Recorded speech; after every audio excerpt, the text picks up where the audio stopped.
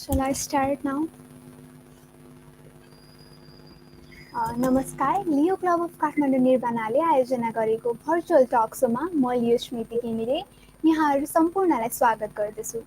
COVID-19 र यो लकडाउनका कारणले आम जनमानसमा सामाजिक, आर्थिक, मानसिक, पारिवारिक विभिन्न खालका समस्याहरू आइपर्दै गरेका छन् र आजको यो टक सोको प्रथम श्रृङ्खलामा हामी यस समयमा मानिसमाथि आएको मनोवैज्ञानिक असरहरूबारे कुराकानी गर्नेछौँ, जसका लागि हामीले आमन्त्रण गरेका छौँ psychologist mister Adarsh Pradhan sir, जो holistic minds and life celebration सेन्टरका डाइरेक्टर पनि हुनुहुन्छ। स्वागत छ सर। धन्यवाद स्मृतिजी। आज लकडाउनको यति 51-52 हाम्रो दिन भइसक्यो, कसरी सदुपयोग गर्दै हुनुहुन्छ यी दिनहरू? एकदमै महत्त्वपूर्ण प्रश्न सोध्नुभयो, किनभने अब सबै मान्छेलाई जब यो लकडाउन झन् अब आजबाट एकदमै बढ्ने क्रम, स्ट्रिक्ट रुल्सहरू ल्याउनु भएको छ, त्यसले सबै मान्छे चाहिँ एक किसिममा मानसिक रूपमा चाहिँ अलिकति आक्रान्त भए जस्तो। अलिकति वित्तीय संस्थाहरू खोल्ने क्रममा चाहिँ अब लकडाउन खुल्छ कि भन्ने हिसाबले अलिकति सहज देखिएको थियो, तर झनै स्ट्रिक्ट हुन थालिसकेपछि चाहिँ मान्छेहरू चाहिँ एक किसिमको अन्योलमा बसिरहेको अवस्थामा धेरैले मलाई सोध्ने गर्छन्, एउटा साइकोलोजिस्टले चाहिँ कसरी व्यतीत गरिरहेको हुन्छ त भन्दा म चाहिँ के छ भने स्मृतिजी अत्यन्त आनन्दित छु यो पलमा, किनकि म पहिला एकदमै म बाहिर जान्थेँ र मलाई एकदमै समय मिलिरहेको थिएन। जब म आफै पनि मेडिटेसन गर्छु र मेरो लागि साँच्चीकै आध्यात्मिकको लागि एउटा समय पनि अनुकूल मिलिरहेको थिएन र अहिलेको समयमा लकडाउनको कारणले जब म बाहिर जान सक्दिनँ, तर म आफै भित्र जाने चाहिँ एकदमै ठुलो एउटा सम्भावना पनि छ र एउटा स्पिरिचुअलिटीको एउटा ठुलो डेभलपमेन्टको एउटा क्षण पनि हो र म बिहानदेखि बेलुकासम्म अत्यन्त एकदमै प्रतिपल प्रति निमेष म एकदमै व्यस्त छु।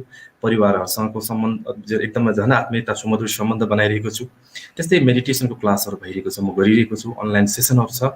यसरी मैले प्रतिपल यो लकडाउनको पिरियडलाई असाध्यै राम्रोसँग इन्जोय गरिरहेको छु, बिल्कुल तनावरहित अवस्थामा। स्मृतिजी हजुर, अहिले जस्तै पत्रिकाको प्रथम पृष्ठमा रेडियो टेलिभिजन जताततै यो कोरोना भाइरसले यति सङ्क्रमित भयो, यतिको मृत्यु भयो भन्ने एकदम डरलाग्दा तथ्याङ्कहरू आइरहेका छन्।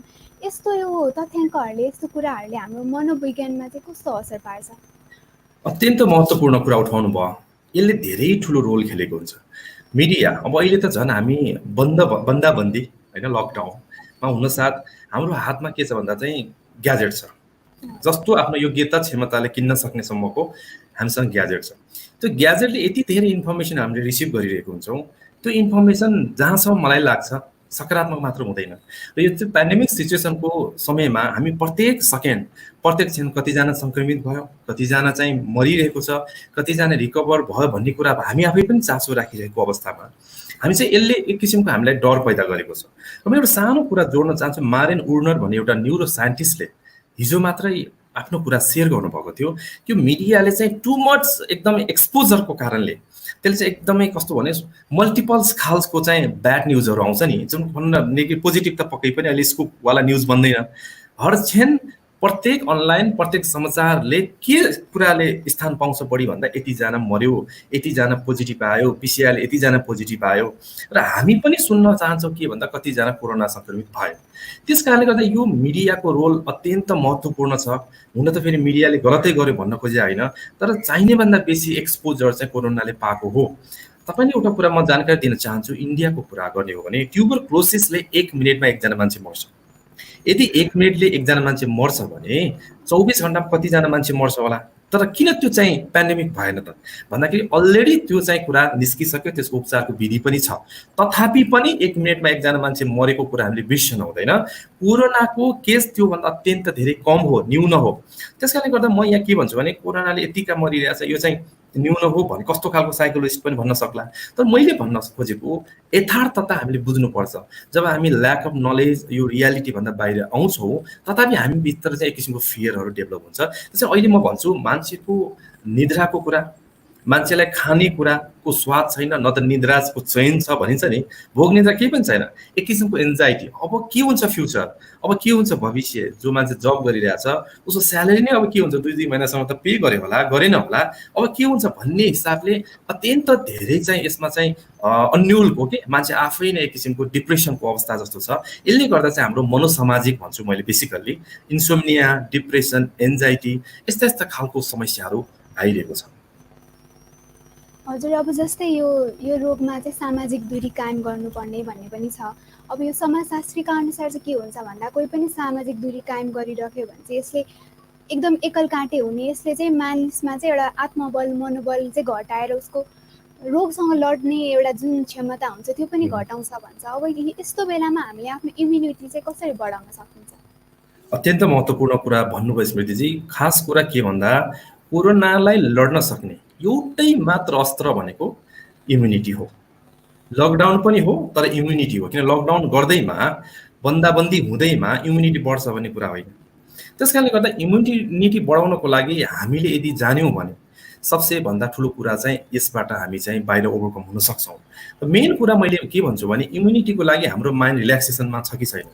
प्रतिपल नयाँ इन्फर्मेसन लिनुहुन्छ, हेर्नुहोस् है, 1 सेकेन्डमा ब्रेनले 10 लाखभन्दा बेसी इन्फर्मेसन लिन्छ र हामीले 10वटा जति मेमोराइज गर्छौँ। अब 10 लाखवटै मेमोराइज गऱ्यौँ भने हामी कति स्ट्रेसफुल हुन्थ्यो होला।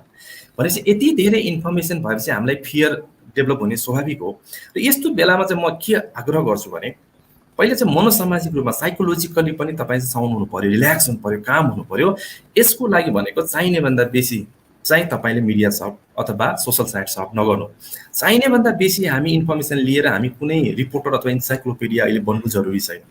बरु धेरै हामीभन्दा ग्रामीण परिवेशमा बसेको ती आमा बुबाहरू बढी रिल्याक्सेसनको अवस्थामा छन्, उनीहरूको इम्युनिटीको तल हेर्ने भने हामीभन्दा धेरै माथि छ। किन भन्दा उनीहरूलाई थाहा छ एउटा गम्भीर खालको समस्या छ, महामारी आएको छ अरे, तर तपाईँ बाहिर ननिस्किनु भन्छ, निस्किनु न, खेती किसान गर्नुहुन्छ, बस्नुहुन्छ, त्यो बाहेक उहाँलाई इन्फर्मेसनहरू छैन। तर हामीलाई यति धेरै इन्फर्मेसनको पनि हामी स्ट्याटस मार्फतबाट ब्रेकिङ न्युज दिए जस्तो, हामीले जब कुनै कुरालाई डर लाग्छ भने किन हामीले भाइरल बनाउने? मेरो प्रश्न दर्शकहरूलाई के भन्छु भने तपाईँलाई कुनै कुरा मन परिरहेको छैन, त्यो कुराले तपाईँलाई डर पैदा गर्छ भने त्यो न्युज किन भाइरल बनाउने? तपाईँलाई राम्रो कुरा जे लागिरहेछ त्यो चिज पो भाइरल बनाउनु बेटर हुन्छ त। त्यसकारण सबसे पहिला के भने सोसल साइट अत्यन्त कम सर्भ गर्ने। र WHO आफैले भनेको छ कि दिनमा बरु 1 चोटि 2 चोटि, त्यो पनि अथोराइज न्युज च्यानल र न्युज पेपरमा चाहिँ हामीले हेर्नु पर्यो। न्युज पेपर त अहिले सम्भावना छैन, त्यो हेर्नु पर्यो, जसले गर्दा चाहिँ हाम्रो माइन्ड रिल्याक्स हुन्छ। जब माइन्ड रिल्याक्स हुन्छ तब इम्युनिटी चाहिँ आफै पुस्ट हुन्छ, पहिलो कुरा। दोस्रो कुरा भनेको चाहिँ खानपानको पनि एकदमै महत्त्वपूर्ण छ। अहिले हामी भिटामिन सी का कुराहरू पनि हामीले सुनेको छौँ, तर हाम्रो शरीरमा भिटामिन सी 0.2% चाहिँ यदि दैनिक इन्टेक गर्ने हो भने हामीलाई चाहिँ कोरोना मात्र होइन, यस्तो खालको फ्लू जन्य सङ्क्रमणको लागि हाम्रो चाहिँ शरीरमा प्रतिरोधात्मक क्षमता बढ्छ। अब हामी खालि म कोरोना भन्दिनँ, ए बाबा ज्वरो आएर पनि मान्छे मरिरहेको छ, रुगा लाएर पनि मान्छे मरिरहेको छ, तर हाम्रो फुल एटेन्सन खालि कोरोना। किन खालि कोरोनाले मात्र मान्छे मरिरहेछ र? तर मरिरहेको लागिरहेछ किन भन्दा मिडियाले हामीलाई कोरोनाले यति मर्यो भन्ने चाहिँ देखाएको छ। तर आजको दिनमा ज्वरोको कारणले अथवा किडनीको कारणले हार्ट एट्याक भएर कतिजना मान्छे मरेको इन्फर्मेसन त छैन। त्यस कारणले गर्दा हामीले जुन पेन्डेमिक सिचुएसनमा प्यानिक बनाउने पनि हामी स्वयं हो। त्यस कारणले गर्दा खानपिनलाई चाहिँ एकदमै भन्छु, अझ एनिमल फुड्सका प्रोडक्टहरू अथवा भनौँ प्याकिङ फुड्सहरू, जङ्क फुड्सहरू, प्रशोधित भएको फुड्सहरू कम खाने, फ्रुट्सहरू अथवा भनौँ र भेजिटेबल्सहरू त्यसलाई हामीले दैनिक रूपमा प्रयोग गर्ने हो भने जस्तो वालनटहरू हुन सक्छन्, नट्सहरू हुन सक्छन् अथवा स्प्राउट्सहरू हुन सक्छन्। त्यसको इन्टेक र म के भन्छु भने यदि एडल्ट हो भने 2वटा मौसम अथवा जुनार जे हुन्छ भिटामिन सी रिलेटेड अरेन्ज हुनु पर्यो, सप्लिमेन्टको फर्ममा र ट्याब्लेटको फर्ममा, पिल्सको फर्ममा होइन। स्मृतिजी यो क्लियर हुनुपर्छ हामी चाहिँ नेचुरल प्लान्ट बेस्ड चिज जुन चाहिँ हामीले नेचुरल आउँछ त्यो फुड चाहिँ हामीले खानु पर्यो, जसमा एडल्टलाई 2वटा जुनार चाहिन्छ, सानो बच्चालाई छ भने एउटा चाहिँ हामीले दैनिक इन्टेक गर्ने हो भने तपाईँको इम्युनिटी बढ्छ। अब एउटा मैले के भने तपाईँ मनोसामाजिक रूपमा कसरी साउन्ड हुने, जसको लागि एक्सपोजर भइरहेको जुन मिडियाको कुराहरूलाई बढी कम सुन्ने, चाहिने मात्र सुन्ने, र अर्को कुरा खानपानको कुरा भने त्यस्तै अरू भनेको निद्रा पनि राम्रो हुनु पर्यो। अब समस्या के छ भने तपाईँलाई यति समय छ केही यो समयलाई क्रिएटिभिटी नबनाउने मान्छेहरूसँग त यति धेरै समय छ, उसलाई बोरिङ सिवा केही हात लाग्दैन। कौशीदेखि travelling to kitchen, kitchen to travelling to bedroom भनेर धेरैले लेख्ने हुन्छ। म कस्तो फिल गर्छु कि ए बाबा त्यति मात्र कुरा होइन, त्यो भित्रको सुन्दरता, त्यो भित्रको सृजनशीलता ती छ के, तर हामी त्यसमा बोरिङ भयौँ, जसको कारणले हामी रातभरि फिल्म हेर्छौँ र बिहान तपाईँ उठ्न पनि ढिलो। म के भन्छु भने तपाईँ अफिस जाँदाको जस्तै चिटिक्क सेभ गरेर चिटिक्क बस्नुहोस् के, त्यसले के गर्छ भने तपाईँमा स्फूर्ति आउँछ, जसको कारणले त्यो खालको हर्मोन सेक्रेसन हुन्छ। अब हामी चाहिँ अब आज अफिस छैन, हिजोको दिनमा शुक्रबार र शनिबार हामीलाई अत्यन्त प्रिय लाग्थ्यो, किनकि अब जबबाट अलिकति भए पनि हामी मुक्ति पाउँथ्यौँ। बिहान स्याटरडे चाहिँ हामी ढिलो उठ्यौँ।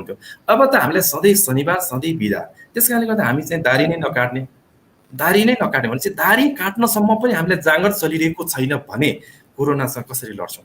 धेरैजनासँग फेरि यसको साइकोलोजिकल पक्ष पनि भनेको, अहिले धेरैजनाले चाहिँ दाह्री पनि नकाटेर बसिराख्नु भएको छ। पछि दाह्री काटेर नकाटेर, दाह्री नकाट्नुभन्दा काट्नु भनेको तपाईँलाई त्यो एक किसिमको स्फूर्ति आउनु हो नि, त्यो प्रतिको क्लियर, जस्तै हामी तयार हुनुहुन्छ त अफिसै नजाँदा पनि तपाईँ राम्रोसँग चिटिक्क निट एन्ड क्लिन भएर तपाईँ अनलाइनमै बस्नुहुन्छ होला, च्याटै गर्नुहुन्छ होला, भिडियो कलै गर्नुहुन्छ, तर फ्रेस भएर गर्दा त अत्यन्त सुन्दर हुन्छ नि। त्यस कारणले निद्रा चाहिँ समयमा लिनु पर्यो। मैले यति भनिरहेको कारण के भन्दा समयमै सुत्नु पर्यो, समयमै उठ्नु पर्यो, ताकि मसँग बिदा छ भने जब तपाईँ अल्छी हुनुहुन्छ तपाईँको शरीरमा पनि त्यो खालको हर्मोन सेक्रेसन हुन्छ जसले गर्दा चाहिँ तपाईँलाई अल्छी बनाउँछ। त्यस कारणले बिहानै उठेर हामी गर्नु पर्यो। हजुर हजुर सर, हजुरले जुन भन्नुभयो अहिले जुन हामी यो बिदामै छौँ, हामी फ्रेस भएर बस्न सक्छौँ, हाम्रो पहिलाको जस्तै हामीले अहिले एकदम क्लिन भएर एकदम फ्रेस हामीले फिल गर्न सक्छौँ। तर अहिले चाहिँ हाम्रो मेन प्रब्लम चाहिँ के भएको छ भन्दा लकडाउनको सुरुको समयमा चाहिँ हामीलाई त्यस्तो खासै केही असर परेको थिएन, कटाइहालिन्छ नि बसिहालिन्छ नि जस्तो भएको थियो। तर यसरी लम्बिँदै जाँदाखेरि यो लकडाउनको पिरियड चाहिँ अब अझ धेरै युवाहरूमा चाहिँ यो प्रब्लम देखिन्छ। सुरुमा अहिले चाहिँ एकदमै डिजिनेस भयो जस्तो, त्यसै जे कुरामा नि दिक्क लागे जस्तो। अब आफैलाई रिएनर्जाइज चाहिँ कसरी गर्न सकिन्छ यो समयमा? मैले अघिदेखि भनेको सबै कुराहरू हामी आफैले रिएनर्जाइज गर्ने नै कुरा हो। सबसे पहिला तपाईँ एक्टिभ हुनु पर्यो। अहिले जति पनि कुराहरू हाम्रो लकडाउनको कुरामा, लकडाउन आफैमा त्यो खालको अलि नेगेटिभ टाइपको शब्द, बन्धनमा बस्नु भन्ने बुझिन्छ। तपाईँ जब लकडाउनलाई सेलिब्रेसनको रूपमा लिनुहुन्न भने त्यो लकडाउनले तपाईँलाई इनर्जाइज दिनेवाला छैन। एउटा कुरा म के बुझाउँछु भने तपाईँले त्यो सिचुएसनलाई कसरी पर्सिभ गर्नुहुन्छ, तपाईँको अवचेतन मन, हामीभित्रको अर्को मनको छ, म अलिकति यहाँ क्लियर गर्न चाहन्छु। तपाईँले जे जस्तो रियालिटी बाहिर छ त्यो कुरा होइन, त्यसले प्रभाव पार्दैन, तर त्यो रियालिटीलाई कसरी महसुस गर्नुहुन्छ त्यसले तपाईँलाई प्रभाव पार्छ। जस्तै हामी आँखा चिम्लेर कागती खाएको सम्झ्यौँ भने पनि मुखमा अहिले स्यालिभा थुकहरू रसाउन थाल्छ, तर कागती नखाए पनि तपाईँले त्यो खालको फिलिङ गर्नुभयो भने माइन्डको तलमा चाहिँ कागती खाए बराबरै हुँदो रहेछ। भनेपछि हामी कोरोना कोरोना कोरोना कोरोना भन्दाखेरि हरेक समय, इभन यहाँ नेपाल टेलिकमको सब अन्त सिआरबिटीमा समेत कोरोना कोरोना, त्यसले झन् मान्छेले सुसूचित त गर्छ नै, तर अब बढी भयो कि त्यो कारणले पनि तपाईँले जब कसैले फोन नउठाइदिँदा के हुन्छ, एकदम तपाईँलाई त प्यानिक हुन्छ, कोरोना कोरोना कोरोना। अनि चित्र पनि कस्तो छ, नोबेल कोरोना भनेपछि त्यो कलरफुल इमेज पनि हामीसँग छ, जसको कारणले चाहिँ तपाईँले जुन सोध्नु भएको क्वेसन कसरी हामीले स्टिमुलेट गर्ने, कसरी रिएनर्जाइज गर्ने भन्ने कुराको लागि त तपाईँ यो कुराबाट क्लियर हुनु पर्यो नि। कोरोना भनेको अहिलेको सिचुएसनमा भइएको छ, यस्तो सिचुएसन पृथ्वीमा धेरैचोटि भएको छ, र यो सिचुएसनमा मैले कसरी गर्ने भन्ने कुरा तपाईँ पहिला क्लियर नभएसम्म तपाईँमा जागरै चल्दैन। बिहान किन उठ्ने, किन एक्सर्साइज गर्ने, किन एरोबिक्स गर्ने, अथवा घरभित्र योगा किन गर्ने, तपाईँले त्यो गर्नको लागि योगाको कुरा, मेडिटेसनको कुरा गर्नुपर्ने, यसले चाहिँ हामीलाई एकदम एनर्जाइज गर्छ भन्ने कुरा। जस्तै यो मेडिटेसनले हाम्रो फियर कम गर्नलाई चाहिँ कतिको हेल्प गर्छ होला? एकदमै हेल्प गर्छ। मेडिटेसन भन्नु नै कस्तो छ भने समग्रताप्रतिको अवेरनेस, तपाईँलाई जे भइरहेछ त्यो कुराप्रतिको अवेरनेस। जस्तै अब हामीलाई माइन्डले के भन्छ, डर पैदा गर्यो, कोरोनाको कारणले डर, अब लकडाउन भयो, अब के हुने हो भनेर जुन खालको फियर आइरहेको पनि वान काइन्ड अफ थट भनिन्छ कि विचार हो। तपाईँले जुन खालको इमोसन आइरहेछ वान काइन्ड अफ इमोसन हो। जब तपाईँ त्यो विचार र भावनासँग अवेर भएर हेर्नुहुन्छ, लाइक अ द्रष्टा भाव भन्छौँ कि हामी ध्यानमा चाहिँ, अवेरनेस भएर विदाउट जजमेन्टल, बिना एनालाइसिस हेर्नुहुन्छ, तपाईँले त्यसले असर गर्दैन। त्यस कारण अहिले माइन्डफुलनेस मेडिटेसन भनेको एकदमै चर्चित छ, जुन बाहिरसम्म पनि, यो इभन हार्वर्डमासम्म जब यो मेडिटेसन गरिसकेपछि मान्छेको रिल्याक्सेसन कस्तो हुन्छ भनेर पत्ता लागेको छ। अब अहिले चाहिँ हामी कस्तो भने तपाईँको थट आयो डराउने, डराइहाल्नु भयो, नेगेटिभ खालको इमोसन आयो, नेगेटिभ खालको इमोसन बनिदिनु भयो। तपाईँले चाहिँ त्यो इमोसन र थट भनेको कुरा पनि मै भनेर ठान्नु भएको छ कि। र जब मेडिटेसन तपाईँ गर्दै हुनुहुन्छ, म बडी होइन, बडीमा म बस्दो रहेछु, म इमोसन होइन, मेरो इमोसन एउटा टुल्स जस्तो रहेछ, म थट होइन, यो पनि म थटलाई डाइभर्ट गर्न सक्दो रहेछु भन्ने जुन अवेरनेस चाहिँ मेडिटेसन भएको कारणले गर्दा चाहिँ जब तपाईँ मेडिटेसनमा बस्नुहुन्छ, तपाईँले यो आउँछ जान्छ, लेट गो, आउँछ जान्छ, यो केही होइन रहेछ भन्ने हिसाबले चाहिँ तपाईँलाई एक किसिमको अवेरनेस डेभलप गर्छ, जसले रिल्याक्सेसन पनि बनाउँछ, तपाईँले जस्तो सुकै अवस्थामा पनि आफूलाई संयम बनाउन र तपाईँको सोच पनि विवेकपूर्ण इन्टेलेक्ट डेभलप हुन्छ। अब जस्तै यो समयमा चाहिँ अब अझ बच्चाहरू चाहिँ धेरै आत्तिएको जस्तो देखिन्छ। यस्तो समयमा अब हामीले चाहिँ बच्चाहरूलाई चाहिँ कस्तो क्रियाकलापमा संलग्न गराउन सक्छौँ? एकदमै सही कुरा सोध्नुभयो। अहिले एकदमै धेरै समस्या भनेको बच्चाहरूलाई छ, किनकि घरमा बाबा आमा नै प्यानिक अवस्थामा छन्, बाबा आमा नै असुरक्षित अवस्थामा फिल गरिरहेछन्। भनेपछि आफ्नो बाउआमाले के गरिरहेको छ त्यो बच्चाले मिररिङ गर्छ क्या। एउटा कुरा के जानकारी दिन्छु भने 3 महिनाको बच्चाले पनि आफ्नो आमा बाउले जे गरेको त्यो कुरा मिररिङ गर्छ, यानि कपी गर्छ भनेपछि आमा बाउको नै फेस फुङ उड्या छ, एक किसिमको डराइरहेको छ भनेपछि त्यो बच्चाले भन्न नसके पनि उसले पनि डर फिल गरिरहेको छ। यस्तो अवस्थामा चाहिँ बुवा आमाले चाहिँ आफै असुरक्षित नबनिकन आफूले चाहिँ बच्चाहरूलाई एक किसिमको काउन्सिलिङ यानि कि बोल्नु पर्यो, उसलाई कथा सुनाउनु पर्यो, उसलाई एक्टिभ बनाउने काम। जस्तै बच्चाहरू भनेको चाहिँ इनर्जीको फुल सोर्स हुन्छ, उनीहरूलाई चाहिँ थकित हुनुपर्छ। उनीहरू थकित भएन भने उनीहरूले चाहिँ जे पाए त्यही कामहरू गर्न थाल्छ, बाउआमालाई इरिटेसन दिन थाल्छ। तर बाउआमा आफै बच्चाहरूसँग आजित भएर सोसल साइट अथवा ग्याजेट दिएर बच्चासँगबाट चाहिँ उन्मुक्ति पाउन खोजिरहेको छ, त्यो अहिलेको समयमा एकदमै गलत हो। र बच्चालाई आर्ट्सहरू गराउने, अलिक क्रिएटिभ टाइपको जस्तो कथा भन्न सक्यो, अलिकति इमेजिनेसन बढ्ने खालको कि त्यो कल्पना बढ्ने खालको विभिन्न एक्सर्साइजहरू गराउन सक्यो, पजल गेम अथवा आर्ट गराउन सक्यो, जे पनि गराउन सकिन्छ, डान्स गराउन सक्यो। त्यो चाहिँ त्यसको लागि आमा बाउ चाहिँ आफू धैर्य भएर बच्चाको लागि समय दिनु पर्यो। खालि बच्चाले एउटा ग्याजेट दिएर कार्टुन देखाएर आफू चाहिँ च्याट गरेर अथवा आफू सोसल साइटमा सफ गरेर बस्ने बानी पनि अहिले हटाउनुपर्छ, जसको लागि हर्मोनाइज के बच्चालाई केयर गर्नु पर्यो, उसले भन्न खोजेको कुरा बुझ्नु पर्यो। र यदि बच्चालाई त्यस्तै खालको टोलाइरहने, ऊ निदाउनै सक्दैन, छटपटिने भइरहेछ भने साइकोलोजिस्ट अथवा साइकेट्रिस्टसँग कन्सल्टेसन गर्नु पनि सकिन्छ, जसको लागि नेपाल सरकारले त्यस्ता नम्बरहरू पनि दिएको छ जोसँग फोनबाट पनि हामी काउन्सिलिङ दिन सक्छौँ। र अहिलेको यो जुन यो कोरोना भनेर हरेकमा एउटा त्रास पनि छ, यसमा चाहिँ अब सिम्टम्सहरू नै नदेखिने भन्ने पनि केसेसहरू छ, कसलाई सङ्क्रमण भएको हो होइन भन्ने। तर अहिले चाहिँ के छ भन्दाखेरि चाहिँ समाजका हरेक व्यक्तिमा चाहिँ एउटा शङ्खाको दृष्टिले हेरिन्छ क्या। जस्तै यो मान्छेलाई लागेको पो छ कि अझ भनौँ अपरिचित वा कोही बाहिर देशबाट आएका छन् भने चाहिँ उसलाई घृणाकै नजरले जस्तो हेरिन्छ। कतै अब यसले चाहिँ हाम्रो दिमागमा दीर्घ असर पार्ने त होइन? एकदमै सही कुरा गर्नुभयो। अहिलेको समयमा इभन त्यति मात्र छोडिदिनुहोस् स्मृतिजी, तपाईँ कोहीजना एक दुईजनासँग बस्नुभयो भने हाच्छिउ मात्र गऱ्यो भने तपाईँ आफै पनि गर्ने आइसक्यो। यसले अब त हिजोसम्म हाच्छिउ गर्दाखेरि पनि डराउनु पर्ने, पहिला त जुन केयर पाइन्थ्यो अब त छिछि दूर दूर भन्ने खालको स्थिति पनि आइसक्यो। त्यस कारणले पनि कोभिड लागिसकेको मान्छेलाई हेर्ने दृष्टि त झनै खत्तम भइसक्यो, नेगेटिभ छ। त्यसमाथि पनि कोही मान्छे आयो, नौलो मान्छे आयो भने शङ्का गर्ने, त्यो चाहिँ एक किसिमको त्यो मनोविज्ञान। अब एक किसिमको एउटा कुरा कस्तो छ भने तपाईँ सतर्क बन्न सक्नुभयो, तपाईँले त्यो कुराबाट अवेर भएर सोसल डिस्टेन्सिङ गर्न सक्नुभयो। तर तपाईँ चाहिने भन्दा बेसी चाहिँ शङ्का गर्नुभयो भने, मैले अघि नै के भनेको छु भने कागती नखाँदा पनि तपाईँ सोच्दा खाएको चिज फिल हुन्छ भने तपाईँ कोरोना नै हुनु पर्दैन। तपाईँ कोरोना भएको मान्छेको फिल गर्दै जानुभयो भने तपाईँले कोरोनाले असर गर्छ गर्दैन मलाई थाहा छैन, तर तपाईँले मनोवैज्ञानिक रूपमा तपाईँ असर हुनुहुन्छ। किनभने तपाईँ जस्तो कुरा दोहोऱ्याउनुहुन्छ, पर्सिभ गर्नुहुन्छ, त्यस्तै कुरा म्यानिफेस्टेसन हुने हो। त्यस कारणले म तपाईँलाई के बुझाउँछु भने सबै मान्छे कोरोना लागेपछि नै मर्ने भने होइन। एउटा कुरा भाइरसको औषधि छैन, फ्लूको पनि औषधि छैन, इन्जेक्सन बन्दैन, बन्नेवाला छैन। र अब आउँदै गरेको कुरा कतिखेर बन्ला त्यो हाम्रो विषय होइन, त्यसमा हामीलाई केही छैन। म एउटा सानो कुरा कोट गर्छु। डाक्टर दीक्षा शर्मा जुन न्युयोर्क सिटीमा हुनुहुन्छ, डाक्टर उहाँले चाहिँ रवि लामी छानेको कार्यक्रममा उहाँले भन्नुभएको थियो कि उहाँ चाहिँ भेन्टिलेटेड पेसेन्टहरूसँग काम गर्नुहुन्छ। उहाँले धेरै मान्छे उहाँको आँखा अगाडि मरेको देखेँ अरे। तर मलाई एउटा पोजिटिभ कुरा मैले आज यहाँ भन्न मन लागेको कुरा मैले कोट गरेँ, किन भन्दाखेरि 10 जना मान्छेमा 8 जना चाहिँ भेन्टिलेटरबाट मरिरहेछ अरे कि।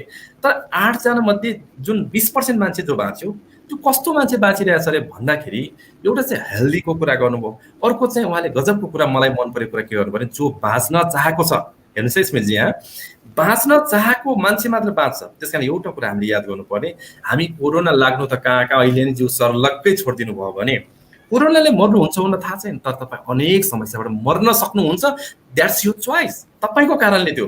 त्यस कारणले भेन्टिलेटरमा राख्दै पनि हजारौँ मान्छेबाट त्यो जो विजयी भएर निक्लियो, जसले बाँच्ने आशा राखेको थियो, जो साँच्चीकै बाँच्न चाहेको थियो। त्यस कारणले म अहिले नेपालीहरू हामी जसले हेरिराख्नु भएको छ देश विदेशबाट, हामी अत्यन्त संवेदनशील छौँ, अत्यन्त भावुक छौँ। तर हामी यो अवेरनेसको कुरामा तपाईँको ल्याक अफ नलेजको कारणले चाहिँ तपाईँले जे पनि सोच्न पाउनुहुन्न, भए सोच्नु पाउनुहुन्न। तपाईँले आफू बरु ओभरकम हुनलाई, इम्युनिटी बढाउनलाई, रिल्याक्सेसन हुनलाई के गर्न सकिन्छ भन्ने कुरा चाहिँ बुद्धिमानी हुन्छ जस्तो लाग्छ।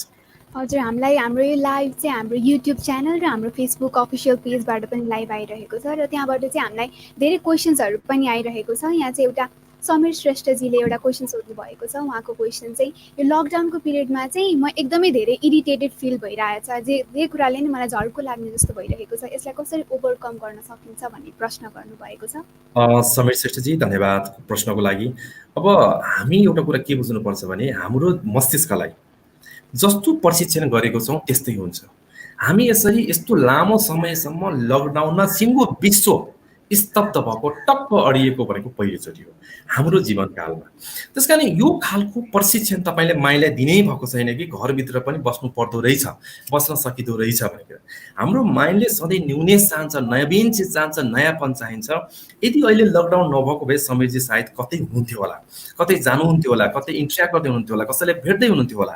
तर अहिले त ती सबै कुराहरू नभएको कारणले गर्दा तपाईँको एउटा त माइन्ड नै त्यो कुरामा कन्भिन्स छैन। हुन त पहिलाको तुलनामा अलिकति कन्भिन्स छ, किनकि हामीले एडजस्टमेन्ट गर्न जान्यौँ।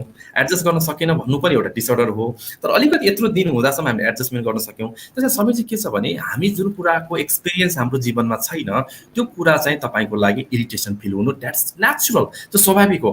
तर अब मुख्य कुरा के हो भने यो झर्कोपनलाई तपाईँले कसरी चाहिँ क्रिएटिभमा बदल्ने भन्ने कुरा चाहिँ तपाईँको कलामा भर पर्छ, आर्ट्समा भर पर्छ।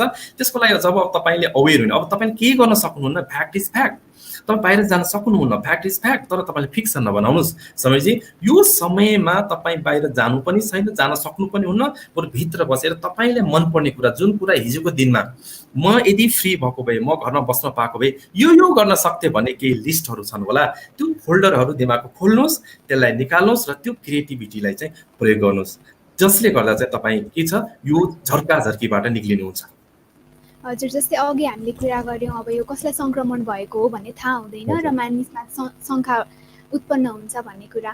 र अब चाहिँ जो चाहिँ अलरेडी सङ्क्रमित भइसकेका छन् र रिकभर भइसकेका छन् उहाँहरूको चाहिँ यो सोसियल रिलेसनसिपमा चाहिँ कस्तो असर पर्छ होला? अब एउटा कुरा हामी दुवै पक्ष बुझ्नु पर्यो कि एउटा त हामीले उहाँलाई हेर्ने दृष्टिकोण हामीले कसरी हेर्छौँ। उहाँ त कोरोना सङ्क्रमित भएर आएका मान्छे हो, हामीले कोरोनाबाट विजय भएर आएको भनेर बुझ्दैनौँ कि कोरोना सङ्क्रमित भएर आएको हो। र अहिले के पनि रिसर्चमा छ भने कोरोना सङ्क्रमित भएको मान्छेलाई फेरि पनि हुनसक्छ। हामीले त मिडियाले त्यो एक्सपोजर हाम्रो दिमागमा त्यो पनि हालेको छ, न फेरि उसको टेस्टै गलत थियो कि न अलरेडी ऊ पोजिटिभ छ कि, त्यस कारणले म मर्न सक्छु, मलाई लाग्न सक्छ भन्ने हिसाबले उसलाई हेर्ने दृष्टिकोण एउटा छ। र जो मान्छे कोरोनाले जितेर आएको मान्छेलाई फेरि पनि यार म त कोरोना पो लागेको, ल अलिकति ऊ आफैले पनि लो फिल गर्छ, आफूलाई पनि अब मलाई भनौँ न एकदम म फेरि लाग्न सक्छ कि, उसलाई पनि त्यस्तो मिसकन्सेप्सनको कारणले दुवैतिरको साइकोलोजिकल एउटा पर्सेप्सनले चाहिँ दुवैतिर किसिमको दूरी हुन्छ। तर मेरो मलाई चाहिँ के भन्नु मन लाग्छ मेरो विचारमा भन्दाखेरि त्यो कुरा होइन, जसले जितेर आयो कोरोनाले उसले विजेताको रूपमा लिनु पर्यो। म त कोरोना जित्यो यार, संसारमा सबैभन्दा भयावह मानिएको महामारी भनेको WHO सम्म भनेको विश्वले भनेको चिजमा जितेर आएको म त विनर हो। म कोरोनालाई जित्न सक्छु भने अब यस्तो छैन म संसारमा कुनै पनि समस्यामा जित्न सक्छु, उहाँले सोच्नु पर्यो। र हाम्रो एउटा सामाजिक रूपमा हाम्रो दायित्व के छ भने जो जितेर निक्लिएको छ उसलाई गर्ने माया प्रेम दयाको भावना होइन। एउटा कुरा के छ मित्रहरू भने जसले हेर्नु भएको छ भोलि कोरोना हामी सबैलाई हुनसक्छ र भएर ठिक भए पनि हुनसक्छ। त्यस कारणले गर्दा हामीले जसलाई घृणा गर्यौँ भने भोलि हामी पनि त्यो चपेटामा पर्न सक्छौँ, भोलि अरूले हामीलाई पनि घृणा गर्न सक्छ। त्यस कारण प्रेम बाँडौँ, सद्भाव बाँडौँ, प्रेम जतिको ठुलो कुरा केही पनि छैन। हजुर सर, अहिले जस्तै यो लकडाउन चाहिँ बढै छ, अझ भनौँ यो विपन्न वर्गमा चाहिँ यसले चाहिँ धेरै असर पुर्याएको छ। हाम्रो पहिलो आवश्यकता जुन हाम्रो गाँसको नै आवश्यकता छ यसमा चाहिँ एकदमै धेरै अप्ठ्यारो पारिरहेको छ। यसले गर्दाखेरि अब जस्तै मानसिक विचलन पनि हुन जान्छ। सरकारले यो लकडाउन बढाएको यो एक किसिमले राम्रो पनि हो, यसलाई चाहिँ सङ्क्रमण यो फैलिन नदिनको लागि राम्रो हो। तर अब यो कहिलेसम्म बढाउने के गर्ने भन्ने विचारमा चाहिँ अब यो यसले हाम्रो मानसिक असर चाहिँ कतिको पार्छ जस्तो लाग्छ? यसले धेरै प्रभाव पार्ने देख्छु, किनकि अहिले लकडाउन कहिलेसम्म बढाउने के बढाउने भन्ने कुरा कसैलाई पनि थाहा छैन।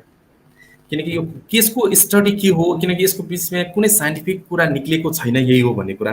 अब भनिन्छ भ्याक्सिन जब निक्लिन्छ तब लकडाउन बन्द हुन्छ। अब भ्याक्सिन 10 वर्षमा निक्ल्यो भने हामी 10 वर्षमा यसरी नै बस्ने कि, अथवा यो परिवेशमा हामी बाँच्न सिक्ने कि, अथवा भनिन्छ हाम्रो इम्युनिटीलाई यो अवस्थामा पनि कसरी नर्मलाइज अथवा सामान्य राखेर अगाडि बढ्ने भन्ने पनि सिक्ने कि भन्ने कुरा आफैमा चुनौती छ। अब सरकार पनि मेरो विचारमा यसमा चाहिँ सरकारको ठुलो दायित्व छ, किनभने सरकारले बाहिर नजा भनेपछि हामी जान मिल्दैन भनेपछि त्यो कानुनमा छौँ, त्यो संविधानमा छौँ भनेपछि सरकारले आफ्नो जनतालाई कसरी यो इरिटेसन अथवा भनौँ यो सफोकेसन अथवा यो मेन्टल डिसअर्डरबाट बाहिर निकाल्नलाई उहाँले एउटा कुरा एस्योर गरिदिनु पर्यो कि जहिलेसम्म लकडाउन हुन्छ त्यति बेलाको लागि जो मान्छे घाँसपास कपास जसले दैनिक काम नगरी खान पाउँदैन, त्यसको लागि केही कामहरू गर्नुपर्छ। जस्तै इन्डियामा पनि त्यसको लागि केही कामहरू गरेको मैले पढ्न पाएको छु। त्यस्तै त्यस्तो व्यक्तिहरूलाई हुन त यहाँ पनि खोजी कार्य भएर नगरपालिका ओडाले गरेको भन्ने सुन्छु। तर त्यसको लागि एउटा दीर्घकालीन एउटा चाहिँ केही क्याम्पेनहरू, केही प्रोजेक्ट अथवा केही कुरा चाहिँ ल्याउनु पर्ने हुन्छ।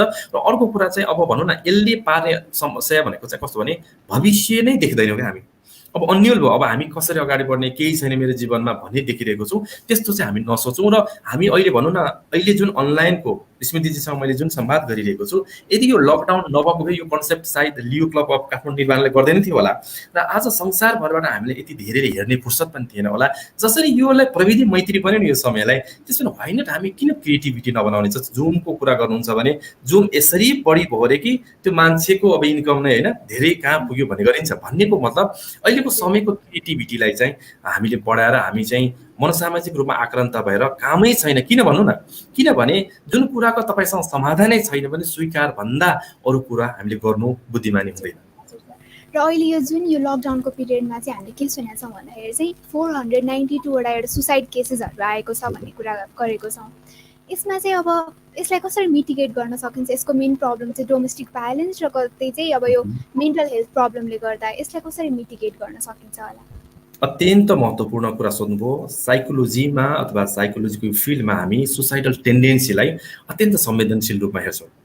जब कोही मान्छे डिप्रेसनको एकदमै चरम स्थितिमा गयो भने र अन्य कारणले पनि मान्छे सुसाइडल टेन्डेन्सीमा जान सक्छ, सुसाइडल कमिट पनि गर्न सक्छ। अर्को कुरा, जो मान्छेले सुसाइड एकचोटि कमिट गरिसक्यो त्यसले फेरि रिपिट पनि गर्न सक्छ। त्यसमध्ये अब म के भन्छु भने कोरोनाको कारणले पनि सुसाइड कमिट गरेको केही छन्। तर अर्को कुरा चाहिँ जो व्यक्ति पहिलादेखि नै लो भइरहेको छ, उसले समाजमा अथवा संसारमा उसको मेरो को जस्तै छैन, होपलेसनेस।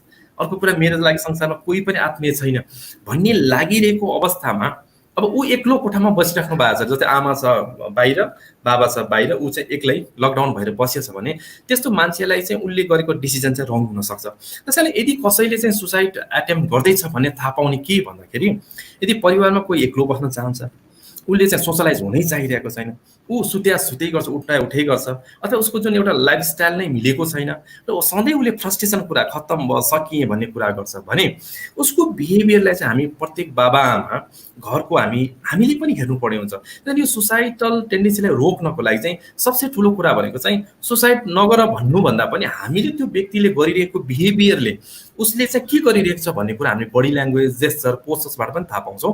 र मैले सामान्य भन्दाखेरि चाहिँ ऊ एकदमै संसारमा मेरो कोही छैन, ऊ एक्लोपन फिल गरिरहेछ, सुत्दै गरिरहेछ, रुममा पनि केही मिलाइरहेको छैन साजसज्जाका कुराहरू, र उसले केही कुराको मतलब गरेको छैन, सोसलाइज नै गरेको छैन भने हामी अलिकति नजिक बनेर ऱ्यापोर्ट बिल्ड गरेर के भइरहेको छ भनेर जान्न खोज्यौँ भने उसलाई हामीले बचाउन सक्छौँ। तर जो अलरेडी सुसाइडल टेन्डेन्सीमा गइसकेको, उसले कमिटै गर्न खोज्यो भने हामीले के गर्न सक्दैनौँ। त्यस कारणले गर्दा यो तपाईँले भने जस्तै डोमेस्टिक भायोलेन्सको कुराहरू अब अहिलेको परिस्थिति अलिक भिन्न छ स्मृतिजी। त्यस कारणले गर्दा यो परिस्थितिमा अब हामीले सक्ने, तपाईँ हामी सबै नै परामर्शदाता हो, हामी सबैको कर्तव्य चाहिँ के हुन्छ भने उसको बिहेभियर कस्तो छ, उसलाई कसरी हान्छ कुल बनाउने, एभ्रीलाई, सबै पर्सनलाई पनि। मैले खालि सुसाइडलको कुरामा त गरेको छैन, त्यो मध्येको एउटा व्यक्ति त सुसाइडल कमिट गर्ने व्यक्ति ऊ पनि हो नि, त्यसरी चाहिँ लिनुपर्छ जस्तो लाग्छ।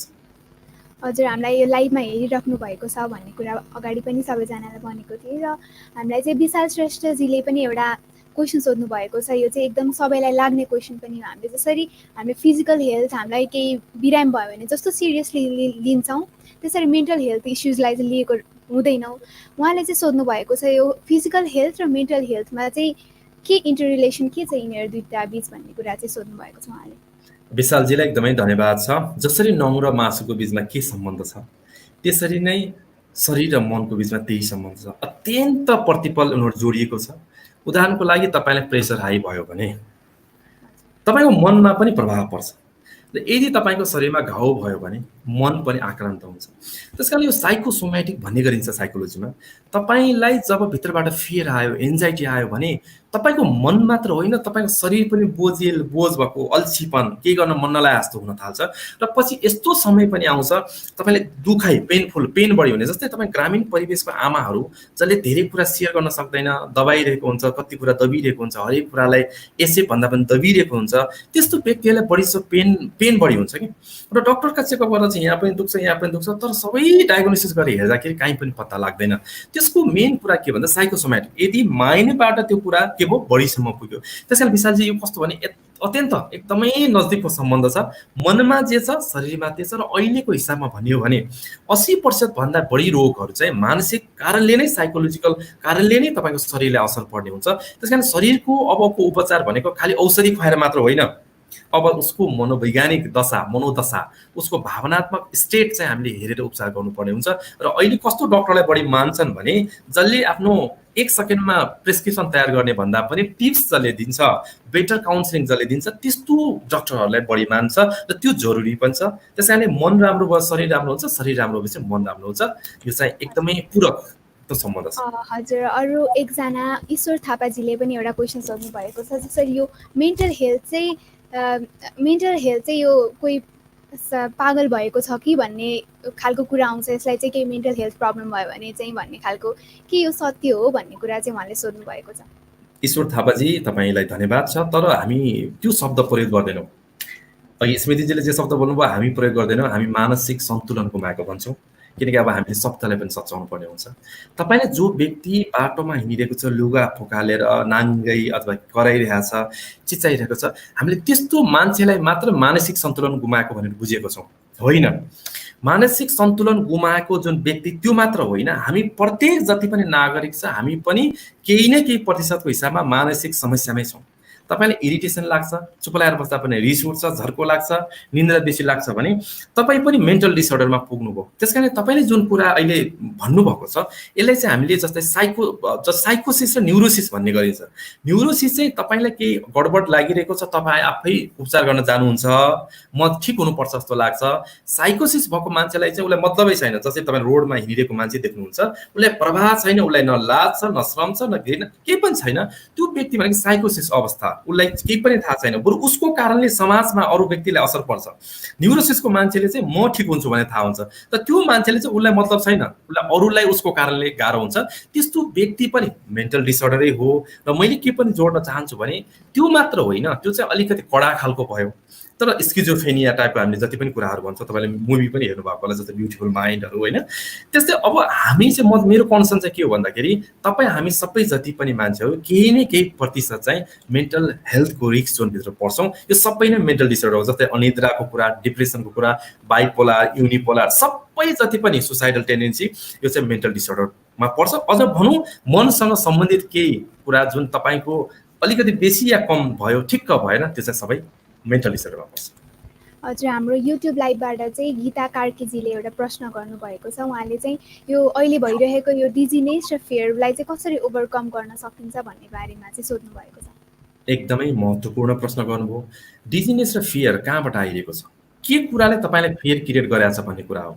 तपाईँलाई लागिरहेको होला कोरोना चाहिँ अब काठमाडौँमा अथवा नेपालमा सुरु भयो, अब यहाँ इटाली र युरोप अथवा अमेरिकाको जस्तो हुनसक्छ भन्ने लागिरहेछ कि तपाईँ सबभन्दा पहिला हामी के कुराले फियर गरिरहेको छौँ भन्ने नै बुझ्नुपर्छ।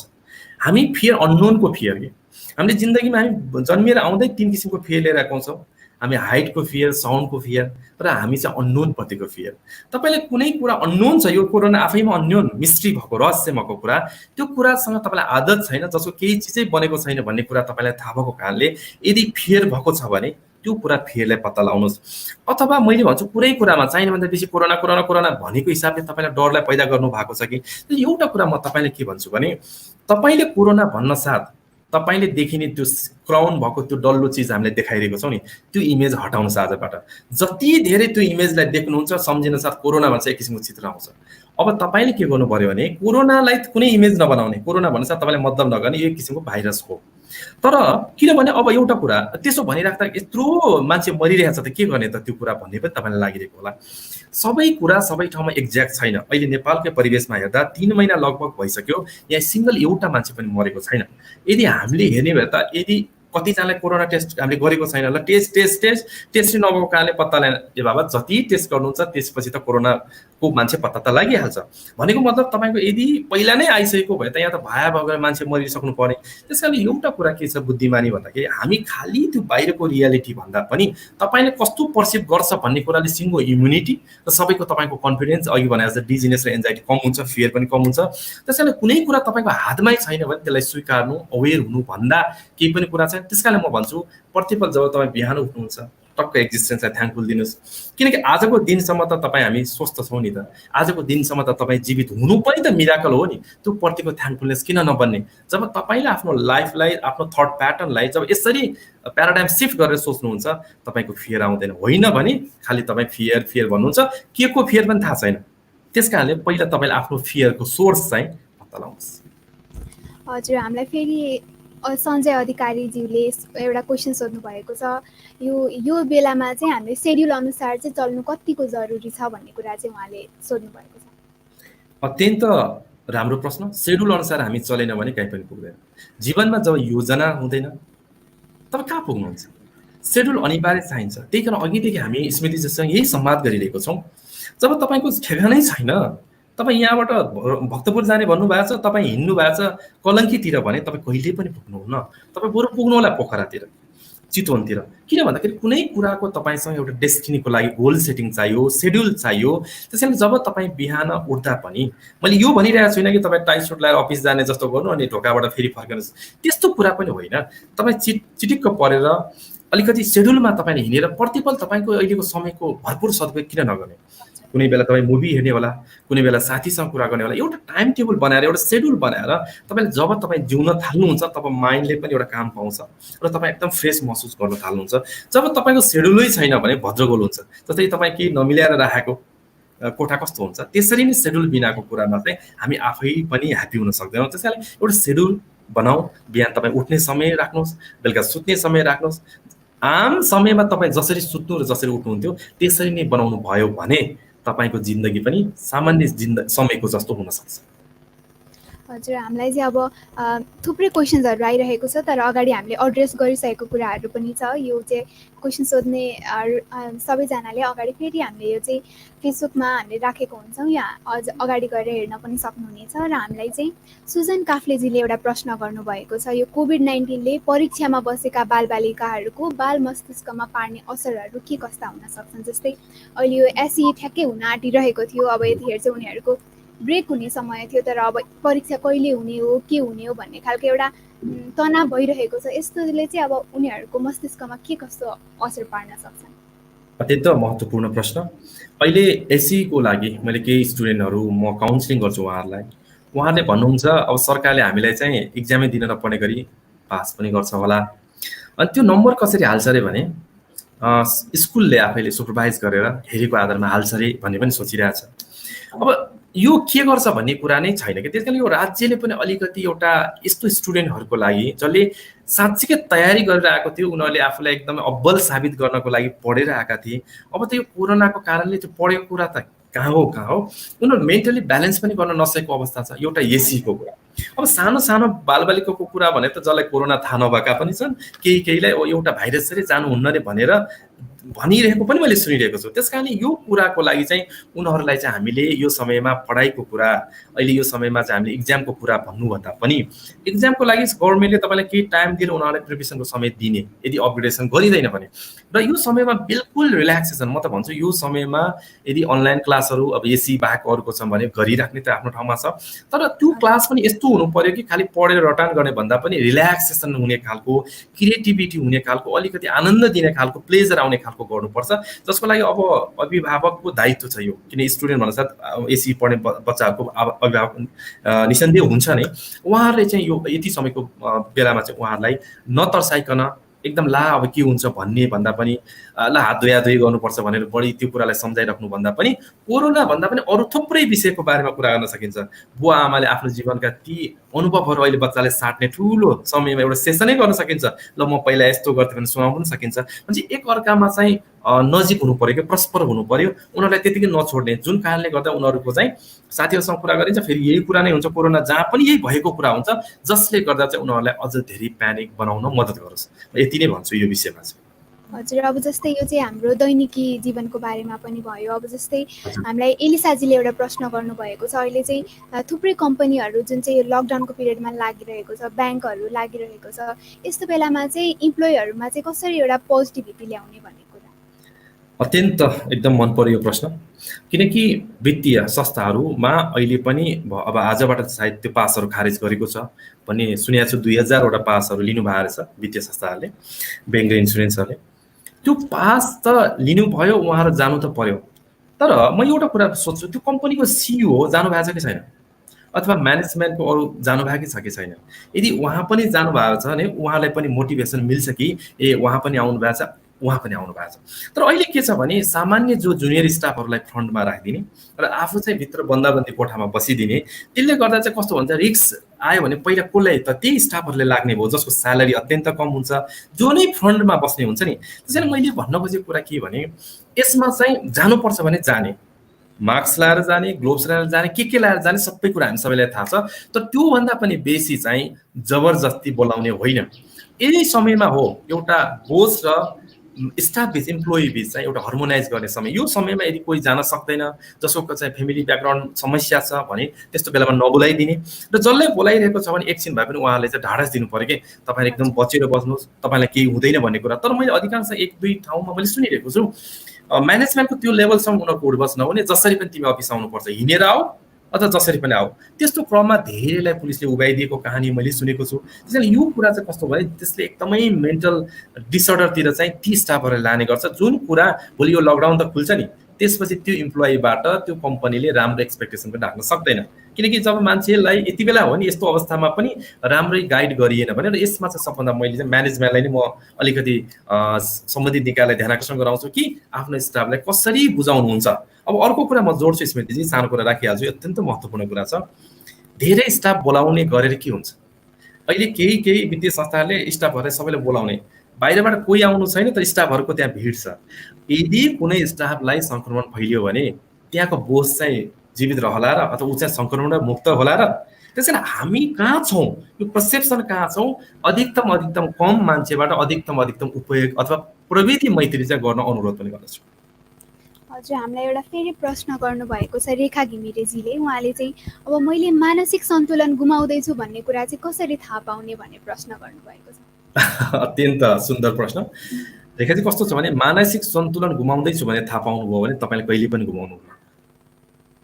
किनभने जब तपाईँले गुमाउँदै गरेको कुरा थाहा हुँदैन त्यसले गुमाउँछ। तपाईँ म गुमाउँदैछु भने जब थाहा पाउनुहुन्छ भनेको युआर इन गुड स्टेट, तपाईँ चाहिँ अवेरनेसको तलमा हुनुहुन्छ। अब मानसिक सन्तुलन गुमाउनु भनेको एकदमै गहिरो कुरा हो। तर तपाईँलाई निन्द्रा लागिरहेको छैन, तपाईँलाई चिडचिडापन हुन्छ, केही कुरा छैन तर पनि असम्भावित कुरालाई डर लाग्छ, जुन कुराको प्रोबेबिलिटी नै छैन। र अर्को कुरा, तपाईँको दैनिक जीवन नै अब नचल्नेवाला छ, तपाईँको दैनिक जीवनलाई नै प्रभावित पारे त्यो कुराले भने चाहिँ तपाईँ अब मेन्टल हेल्थको अथवा मेन्टल डिसअर्डरको रिस्क जोनमा हुनुहुन्छ। अझै मैले मेन्टल डिसअर्डरै भयो भन्दिनँ। त्यो बेला जब तपाईँलाई खाना मन लागिरहेछ छैन, चाहिने भन्दा बेसी खाना मन लागिरहेछ, मुटु ढुकढुक गरिरहेछ, निन्द्रा लागिरहेछ छैन लागिरहेछ, अथवा तपाईँलाई बेचैनी महसुस हुन्छ, तपाईँ एक्लो महसुस हुन्छ, परिवारसँग हुनुहुन्छ, सबैजना मक्ख छन् तर तपाईँलाई एकदम डर लागिरहेछ, मक्ख हुनुहुन्न भने तपाईँ चाहिँ मेन्टल हेल्थको लागि साइकोलोजिस्ट वा साइकेट्रिक अथवा कोही काउन्सिलरसँग चाहिँ तपाईँले चाहिँ आफूलाई चाहिँ जचाउनु अथवा सल्लाह लिन सक्नुहुन्छ। अझ अब यो चाहिँ एकदम युवाहरूको यो एउटा प्रब्लम जस्तो नि छ, साँझमा चाहिँ सधैँ साथीहरूसँग बाहिर हिँड्ने, अहिले त अब यहीँ घरभित्रै बस्नु परेको छ। यसले गर्दा चाहिँ उहाँहरूमा चाहिँ एउटा एकदम एग्रेसन आउने हुन्छ। यसलाई चाहिँ अब कसरी कन्ट्रोल गर्न सकिन्छ? अब यो यस्तो, सबभन्दा पहिला मैले के भन्छु भने रियालिटीलाई बुझ्नुपर्छ। अहिले हामी जानै मिल्दैन भनेपछि साँझमा किन बाहिर जाने? तपाईँले अघि पनि मैले भने जुन कुरा तपाईँले दिमागलाई प्रशिक्षणै गर्नुभएको छैन, यो भनेको यो इराकै पहिलो दिन होला, पहिलोचोटि होला जो चाहिँ हामी यसरी लकडाउन लामो समय बसिरहेको छौँ। अब यो बाहिर जानु किन हुँदैन, क्लियर छौँ नि त, एउटा सङ्क्रमणको कारणले गर्दा। भनेपछि म बाहिर जानु हुन्न तर त्यो जान मन लागेको कारणले म दुखी छु भने त त्यसमा त तपाईँको अवेरनेस अथवा नलेज नै कमी भयो भन्छु। त्यस कारणले गर्दा रियालिटी, किन तपाईँ जानुहुन्न? कोरोनाको कारणले। त्यही भएर के गर्नुपर्छ? घरमा डिस्टेन्सिङ, सोसल डिस्टेन्सिङ गरेर बस्नुपर्छ। अब बाहिर जाने त्यो समयको तलतल तपाईँलाई मेटाउन के गर्ने? क्रिएटिभ काम गर्न सक्नुहुन्छ, गीत सुन्न सक्नुहुन्छ, तपाईँलाई जे जे गर्न मन लाग्थ्यो हिजो त्यो बिजीको कारणले गर्न नसक्नु भएको कारण चाहिँ तपाईँले अहिले उपयोग गर्न सक्नुहुन्छ। अर्को कुरा, सोसलको यत्रो धेरै हामीसँग विधिहरू छन् जसको उपयोग गरेर तपाईँ त्यो साँझको समय बाहिर तपाईँ चौतारीमा बसे जस्तै बाहिर घुमे जस्तै गरी तपाईँले एउटा नर्चरिङ गर्ने, इन्ट्रेक्सन गर्ने एउटा राम्रो समय किन बनाउन सक्नुहुन्न? त्यसैले हामी अहिले जहाँ छ हामी त्यहीँबाट सम्भावना देखौँ कि समस्या नदेखौँ। म उहाँले यति नै म सजेस्ट गर्न चाहन्छु। हजुर, हामीलाई चाहिँ मनिषजीले एउटा क्वेसन सोध्नु भएको छ, जस्तै यो फ्रन्टलाइन वर्कर्सहरू हुनुहुन्छ, उहाँहरूलाई चाहिँ यो साइकोलोजिकल एउटा पोजिटिभ मेसेज चाहिँ के दिन सकिन्छ? अब सबभन्दा पहिला त फ्रन्टलाइन्समा जो व्यक्ति बस्नु भएको छ उहाँलाई एकदमै मेरो अन्तर्हृदयदेखि सेल्युट, तपाईँलाई नमन छ। किनकि तपाईँहरूको कारणले गर्दाखेरि धेरै बिरामीहरू रिकभरको स्टेजमा हुनुहुन्छ, अथवा चाहे त्यो पुलिस प्रशासन होला, चाहे त्यो डक्टर्सहरू होला, जो फ्रन्ट लाइनमा हुनुहुन्छ उहाँहरूको धेरै ठुलो त्याग छ। तर तपाईँहरू जहाँ उभिराख्नु भएको छ त्यहाँ सबै फ्रन्ट लाइनको मान्छेहरूलाई कोरोना सङ्क्रमण भएको छैन। नेपालकै स्थितिमा हेर्ने हो भने केही नगन्य मान्छेहरूलाई चाहिँ कोरोना लागिरहेको छ, जो रिकभर पनि भइरहेको छ। त्यसैले म यहाँ के भन्छु भने सबभन्दा ठुलो भनेको तपाईँको पर्सेप्सन। मैले सुरुदेखि अन्तिमसम्म भनेको छु, तपाईँले जे कुराको विश्वास बनाउनुहुन्छ, जे कुरा तपाईँलाई ठिक लाग्छ दोहोऱ्याउँदै जानुहुन्छ, भोलि त्यसले असर पर्न सक्छ। त्यसकारण जुन बेलामा तपाईँ बस्नुहुन्छ आफूले जे कुरा चाहिँ तपाईँले बच्नको लागि गर्ने कुराहरू गर्नुहोस्। र अर्को मैले एउटा सानो म टेक्निक चाहिँ भन्छु, तपाईँले एउटा इमेजिनेसन के गर्न सक्नुहुन्छ भने एउटा सिसा तपाईँको अगाडि टक्क एउटा लगभग 5 इन्ची भन्दा मोटो सिसा छ अगाडि। तर अहिले पनि धेरै ठाउँमा गरिन्छ, सिसाबाट हामी चाहिँ गऱ्यौँ भने कोरोना भाइरस छिर्दैन भन्ने। इमेजिनेसन गर्ने कि मनमा मेरो अगाडि चाहिँ एउटा यस्तो प्रोटेक्सन लेयर छ, जुन सिसा छ, त्यसबाट चाहिँ मलाई केही पनि भइरहेको छैन। हुन त तपाईँसँग छैन, तर भावनामा चाहिँ त्यो इमेजिनेसन गर्नुभयो, भिजुअलाइजेसन गर्नु, यसलाई एफर्मेसन भनिन्छ, भिजुअलाइजेसन टेक्निक हो। तपाईँले चाहिँ मेरो अगाडि चाहिँ एउटा सिसा छ जहाँबाट चाहिँ कुनै कुरा चाहिँ इन्फेक्सन हुने चिजहरू आइरहेको छैन भन्ने हिसाबले तपाईँले आफ्नो माइन्डलाई ट्रेन गर्नुहुन्छ भने तपाईँलाई कोरोना त म भन्दिनँ, तर धेरै यस्ता कुराबाट चाहिँ तपाईँ जोखिमबाट बाहिर आउन सक्नुहुन्छ। त्यसको लागि हामी छुट्टै खालको कोही कसैलाई समस्या छ भने हामीसँग जोड्नुहोस्, म त्यसको एउटा विधि पनि म बताउन सक्छु। हस्, धेरै धन्यवाद सरलाई। र अब हाम्रो निर्धारित समय पनि लगभग सकिन लागिसकेको छ। अब अन्त्यमा चाहिँ सरले यो लकडाउनको बेलामा चाहिँ हामीले कसरी चाहिँ मानसिक स्वास्थ्यको सुरक्षा गर्न सकिन्छ भन्ने बारे हाम्रो भ्युअर्सहरूलाई थोरै केही भनिदिनुहुन्छ? अहिले यो लकडाउनको समयलाई उपयोग गर्नुहोस्। समय भनेको यसरी बितिरहेको छ नि, अहिले हामी कार्यक्रम गरेको पनि 1-2 मिनट जस्तो लागिरहेछ। स्मृतिजी र म बोलेको लगभग 40 मिनट बितिसकेको छ भनेपछि प्रति सेकेन्ड त समय त बितिरहेछ, चाहे हामी कोरोनाको न्युले बसौँ, चाहे हामी केको न्युले बसौँ। र त्यो प्रतिपल त्यो समयलाई चाहिँ क्रिएटिभिटी, सृजनशीलतामा कसरी बदल्ने भन्ने कुरा हो। जो होस् अहिले सुनिराख्नु भएको छ, तपाईँ युवा हुनुहुन्छ, विद्यार्थी हुनुहुन्छ, प्रौढ अवस्थामा हुनुहुन्छ, दैनिक बिहान उठेर 5 मिनट भए पनि शरीरलाई एक्टिभ बनाउनुहोस्, जसको कारणले तपाईँलाई सकारात्मक हर्मोनहरू सेक्रेसन हुन्छ। र तपाईँ एउटा सानो मेडिटेसनको म विधि सानो मात्र भन्छु, ढाडसित बसेर आँखा बन्द गरी गहिरो लामो श्वास 9 चोटि जति करिब लिने र छाड्ने गर्ने, र आँखा बन्द गरी तपाईँले आफ्नो श्वासलाई हेर्ने, जुन विपस्सनामा आनापाना पनि भनिन्छ र माइन्डफुलनेस ब्रिदिङ पनि भनिन्छ। आउँदै गरेको श्वास र जाँदै गरेको श्वासलाई तपाईँ जब अब्जर्भ गर्नुहुन्छ विदाउट जजमेन्टल, विदाउट एनालाइसिस, तपाईँ लगभग 5 मिनट होस् 10 मिनट बस्ने अभ्यास दैनिक गर्नुभयो भने तपाईँले जस्तोसुकै समस्यामा पनि संयम भएर त्यो समस्या भन्दा पनि तपाईँ भित्र आफूलाई शान्ति राखेर बस्न सक्नुहुन्छ। म यही कुरा भने, र खानपिनहरू पनि अत्यन्त राम्रो चिजहरू खानुहोस्, फलफुलहरू खानुहोस्, काँचो चिजहरू खानुहोस्, भिटामिन सी परिपूर्ति हुने चिजहरू खानुहोस्, र अत्यन्त घरमा सुमधुर सम्बन्ध बनाउनुहोस्। जुन अहिले प्रविधिको उच्चतम उपयोग गर्नुहोस्, पढ्नुहोस्, अनलाइन कोर्सहरू, रमाइलो गर्नुहोस्, फन्नी मुभीहरू हेर्नुहोस्, फन्नी जोक्सहरू सुनाउनुहोस्, तर एउटै कुरा नसुनाउनुहोस्। तपाईँलाई 2 हात जोडी मेरो अनुरोध छ, नेगेटिभ टाइपको तपाईँले जुन कुराले डर पैदा गरेको छ कृपया तपाईँले अरूलाई पनि त्यो सेयर नगर्नु हुन अनुरोध गर्दछु। र यतिजना कोरोनाले यति भयो भन्ने कुरा गर्ने अथोराइज एजेन्सी छ, एथोराइज मिडिया छ, कृपया स्ट्याटसमा नलेखिदिन पनि अनुरोध गर्छु। सक्नुहुन्छ भने एउटा पोजिटिभ क्वेट्स लेखिदिनुहोस्, सक्नुहुन्छ भने सकारात्मक एउटा खुसीको कुरा लेखिदिनु, सक्नुहुन्न भने यतिजना मर्यो भन्ने कुरा तपाईँको काम होइन यार। म यही पनि अनुरोध गर्दै सम्पूर्ण यहाँ मलाई हेरिराख्नु हुने तमाम दर्शकहरूलाई हृदयदेखि नै म आभार प्रकट गर्दछु। र लियो क्लब काठमाडौँ निर्वाणा जसले मलाई यो एउटा फोरम दिनुभएको छ, र स्मृतिजीले यति सुन्दर रूपमा मलाई प्रश्नोत्तर गरेर मलाई सहजकर्ताको रूपमा भूमिका निर्वाह गर्नुभएको छ, तपाईँलाई पनि म धन्यवाद प्रकट गर्न चाहन्छु। सर, अन्त्यमा एउटा 2टा क्वेसन्स आएको रहेछ सानो सानो, यसको पनि अलिकति समय मिलाएर उत्तर दिनु होला। आकृतिजीले एउटा एकदमै महत्त्वपूर्ण एउटा प्रश्न गर्नुभएको छ। उहाँको प्रश्न यस प्रकारको छ, देशको सिमाना मिचियो भनेर अहिले देशको आर्मी लगायत सुरक्षाकर्मी सीमासम्म गइरहेको छ। लकडाउन र कोरोना सङ्क्रमणको समयमा यसरी खतरापूर्ण काममा जोखिम उठाउनु परेको छ। उहाँहरूलाई के सन्देश दिन चाहनुहुन्छ? अब एउटा कुरा कस्तो छ भने सिमाना स्वाभिमानसँग जोडिएको छ। तपाईँले धरतीमा थुक्नु भयो भने तपाईँलाई पीडामा हुँदैन, झन्डामा थुक्नुहोस् त तपाईँलाई पीडा हुन्छ।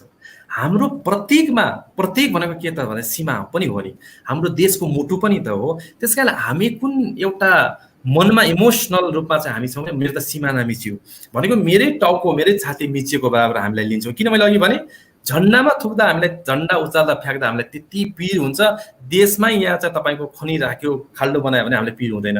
त्यो हाम्रो एक किसिमको मनस्थिति मानसिकतासँग जोडिएको छ। र एउटा कुरा के हो भने तपाईँले एकदमै सुन्दर कुरा के भन्नुभयो भने अहिलेको लागि त्यो राइट समय थियो त, यो 50औं वर्षदेखि भएको भन्ने सुन्छु मैले यो कुरा। तर त्यति बेला चाहिँ यो कुराले चर्चा पाएन, त्यति बेला सेना अथवा के चिजहरू सुरक्षाको चिजहरू पठाउनु परेन। र अहिले नै पठाउनु पर्थ्यो त, यदि पर्थ्यो भने कुन हदसम्म, र पठाउनु पर्दाखेरि सुरक्षाको लागि अथवा हामी कोरोनाबाट बच्नको लागि कुन किसिमको मानसिक रूपमा चाहिँ उहाँलाई तयार गरेर पठाउने भन्ने कुरा चाहिँ सरकारले अत्यन्त संवेदनशील रूपमा हेर्नुपर्छ। र यो म त के भन्छु भने सिमाना पनि हाम्रो लागि उति नै प्रिय छ, तर त्योभन्दा बेसी तपाईँ बाँच्नुपर्छ। यदि मेरो जीवनै छैन भने ती व्यक्तिले सिमानामा के लडेर आउनुहुन्छ? त्यसकारण त्यसको लागि पनि त मनोसामाजिक रूपमा तयार त गर्नु पर्यो नि त। त्यसकारण यो चाहिँ म भन्छु राज्यले यस बारेमा चाहिँ अत्यन्त विवेकपूर्ण निर्णय गर्नुपर्छ। हजुर, अब म एउटा लास्ट क्वेसन लिन चाहन्छु। यसपछि सबैजनाले मेसेज गर्दाखेरि हाम्रो फेसबुक पेजमा पनि हामीलाई मेसेज गर्न सक्नुहुनेछ आफ्नो प्रब्लम्सहरूको बारेमा, हामीले पक्कै पनि त्यहाँ उत्तर दिनेछौँ। र अन्तिम क्वेसन चाहिँ पूजा सङ्ग्रौलाजीको छ। उहाँको क्वेसन चाहिँ अनलाइन क्लास हुँदा पढ्न नपाउनु हुने स्टुडेन्ट्स अनि पेरेन्ट्सलाई परेको प्रेसरलाई ओभरकम गर्न हजुर के सजेस्ट गर्नुहुन्छ? मैले अघि नै भने कुनै कुरा तपाईँलाई अहिले सम्भावनै छैन, कुनै कुरा तपाईँले तुरुन्त गर्न सक्नुहुन्न भने त्यो कुरालाई स्वीकार भन्दा अरू केही पनि गर्न सक्नुहुन्न। फ्याक्ट इज फ्याक्ट, फ्याक्ट भनेको फिक्सन होइन। तपाईँले त्यसलाई कुन रूपमा लिनुहुन्छ भन्ने कुरा तपाईँ नै हो। त्यसैले अहिले अनलाइन कोर्स तपाईँको लागि रिलायबल छ, लिन सक्नुहुन्छ भने लिनुहोस्, सक्नुहुन्छ भने निश्चिन्त हाँसेर मस्त रूपमा बसिदिनुहोस्। किनभने भोलि तपाईँ जब आनन्दित हुनुभयो, रिल्याक्स हुनुभयो भने तपाईँको इम्युनिटी बढ्छ, तपाईँ स्वस्थ हुनुहुन्छ। जो अनलाइन क्लास पढिरहेको भन्दा पनि उसलाई तपाईँले उछिनेर तपाईँ अगाडि बढ्न सक्नुहुन्छ होला। त्यस कारण सबसे भन्दा पहिलो कुरा भनेको हाम्रो शरीरभन्दा पनि ठुलो कुरा भनेको हाम्रो मानसिकता, हाम्रो मन। त्यस कारणले गर्दा अब यो भएन यो भयो भनेर हामीले आफूलाई त्यसरी एउटा कन्फ्लिक्टमा नराखौँ, हाम्रो मन बिचको द्वन्द्व नबनाऊ। मनलाई युनिटी गर्नु जरुरी छ। किनभने यो लकडाउन कतिसम्म जान्छ हामी कसैलाई थाहा छैन। अत्यन्त संयमता आवश्यक छ, धैर्य आवश्यकता छ। त्यसकारण यो अनलाइन हो होइन पढाइको कुरामा त्यति महत्त्वपूर्ण यो समय होइन।